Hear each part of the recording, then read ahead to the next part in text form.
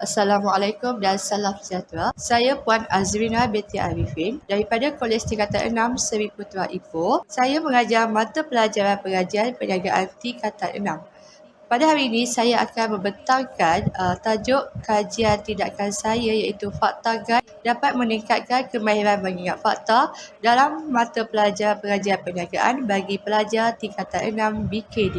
Sebelum itu, proses kajian saya mulakan dengan melihat isu yang berlaku. Mengapa pelajar saya tidak dapat mengingat fakta dengan baik? Di situ saya telah membuat beberapa refleksi pembelajaran lalu dan saya mendapati bahawa pelajar tidak dapat mengingat fakta dengan baik. Iaitu saya lakukan semasa saya mengajar sebagai set induksi. Selepas itu juga banyak fakta yang perlu dibaca menyebabkan pelajar mudah lupa. Ini adalah alasan daripada pelajar. Dan mereka tidak minat dengan pengajian perniagaan kerana terlalu rumit, keliru dan banyak fakta yang perlu diingat. Selepas itu juga saya dapati cara pengajaran guru juga memberi kesan kepada pelajar kerana kaedah yang digunakan sama sahaja, tiada persaingan antara rakan dan menyebabkan tiada motivasi.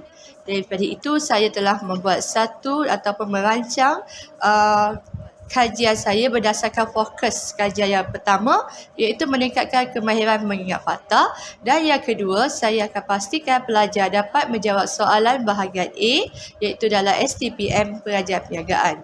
Jadi kumpulan sasaran saya untuk kajian ini ialah pelajar tingkatan 6 BK2 seramai 20 orang. Objektif kajian tindakan adalah pertama untuk melihat kepentingan penggunaan fakta GAN dalam pembelajaran pengajian perniagaan semester 1. Selepas itu juga objektif yang kedua memastikan pelajar dapat membuat latihan berfokuskan diri menggunakan instrumen kajian fakta GAN. Dan yang ketiga dapat meningkatkan bilangan pelajar peratus lulus penuh dalam mata pelajaran pengajian perniagaan kelas 6 BK2 menggunakan instrumen keputusan peperiksaan semester 1. Dalam kajian ini juga saya telah menggunakan tinjauan literatur iaitu melihat gaya pembelajaran guru dan juga teori yang sesuai untuk kajian saya.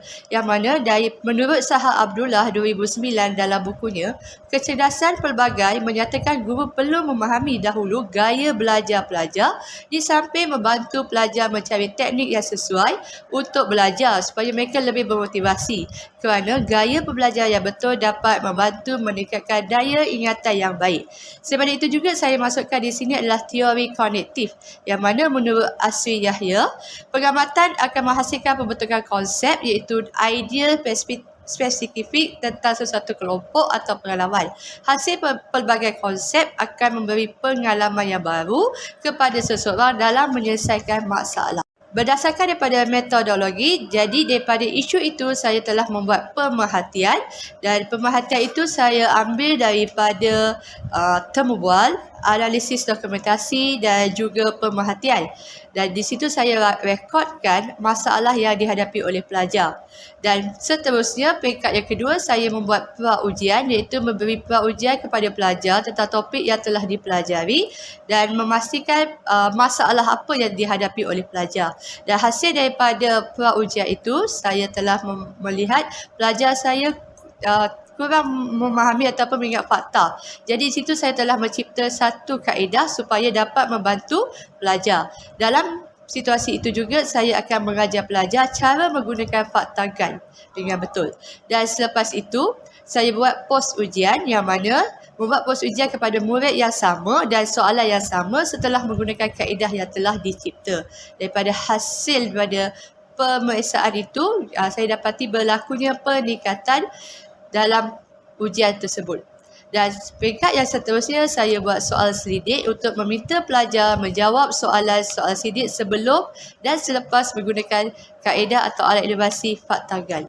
Daripada hasil soal selidik sebelum diperkenalkan fakta GAN, pelajar mengatakan lebih kurang 70% suka untuk mengingat fakta. Dan ini menyebabkan 79% mengatakan mereka bosan untuk belajar ataupun mengolah kaji pelajaran ini. Dan ini merupakan satu masalah yang sangat serius. Dan di situlah saya telah memperkenalkan fakta GAN. Dan setelah memperkenalkan fakta GAN itu, saya membuat lagi soal sidik iaitu maklum balas daripada pelajar.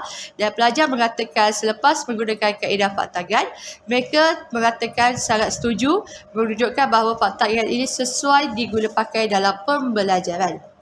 Selepas itu juga saya dapat melihat prestasi pelajar meningkat selepas menggunakan fakta GAN. Dalam menggunakan fakta GAN ini, kemahiran mengingat fakta menjadi lebih mudah dan pelajar sudah mula menggunakan fakta GAN untuk mengulang kaji pelajaran dan mereka mengatakan 19 orang mengatakan bahawa fakta GAN ini membantu mereka untuk mengingat fakta.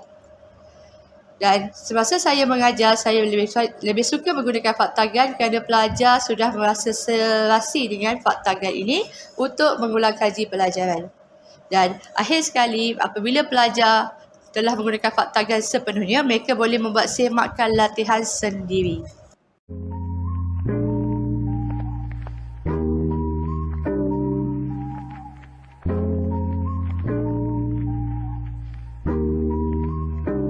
Let me show you something. Pada pendapat saya, buklet ulang kaji belajar perniagaan ini merupakan satu nota ulang kaji yang ringkas tapi padat kerana setiap bab diringkaskan sehingga memuatkan fakta dalam 2 helai muka surat sahaja. Dan ini memudahkan pelajar membuat ulang kaji dan menghafal fakta. Pada pendapat saya, dengan menggunakan buklet fakta GAN, saya dapat mengenal pasti fakta khusus dan juga fakta bukan khusus yang sememangnya dapat membantu saya untuk menjawab peperiksaan STPM dengan baik. Bagi saya, buklet fakta GAN ni sangat membantu untuk saya menghafal sebab dia punya nota-nota ni padat, ringkas dengan lengkap. Macam kita boleh tengok dia punya dalam ni ada warna-warna. So bagi saya dia macam lagi menarik lah untuk saya menghafal, membaca fakta-fakta yang ada dalam ni.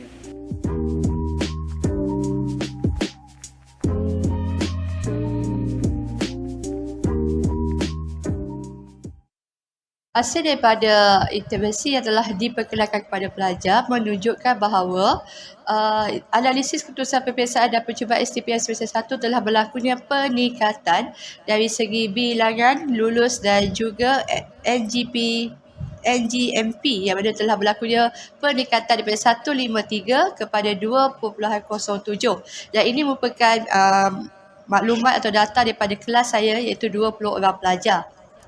Apabila saya memperkenalkan fakta GAN ini kepada pelajar lain, iaitu kelas lain, telah mereka gunakan untuk mengulang kaji pelajaran, menunjukkan juga berlakunya peningkatan daripada 1.24 telah meningkat kepada 2.06.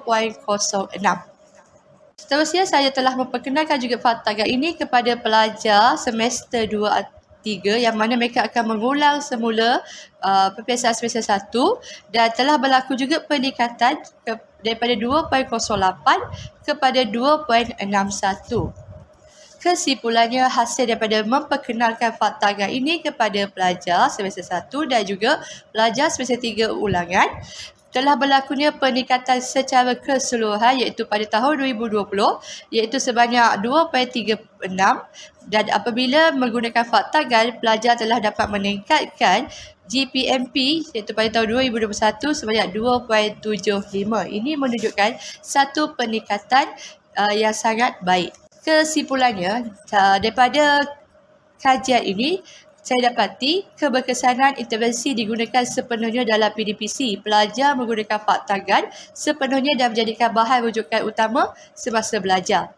Dari segi cabaran dan juga kekaran, walaupun masa dan juga mencipta alat itu merupakan satu cabaran kepada saya, tapi saya telah cuba dan telah berjaya mencipta satu kaedah yang sangat bermanfaat kepada pelajar.